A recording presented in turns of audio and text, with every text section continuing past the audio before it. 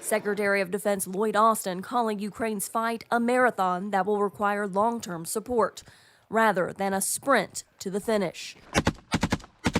In the first week of Ukraine's new counteroffensive, blown-up Russian tanks lined the roads into a liberated village, as Russia showed off damaged Ukrainian armored vehicles provided by the United States. Will continue to be battle damage. I think the Russians have shown us that same 5 vehicles about 1,000 times from 10 different angles.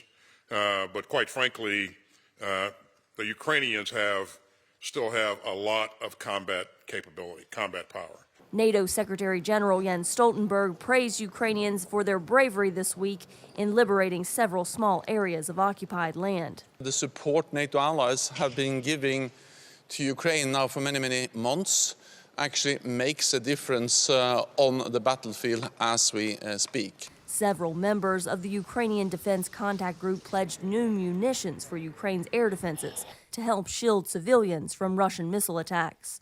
Denmark and the Netherlands announced that long-awaited F-16 pilot training would start this summer, with U.S. officials telling VOA that allies will initially train about 24 Ukrainian pilots. But the top U.S. military officer warned that none of this means F-16s will defend Ukrainian skies anytime soon. There's a lot of work to do. You have to do language training, you have to do pilot training. You've got to get all the systems set in place. So those wheels are in motion, but we're a ways from completion of that project. Defense analysts praised European nations for pushing for Ukraine to get Western fighters, especially in the medium to long term, as Ukraine's Russian-made fighters are destroyed and aged out.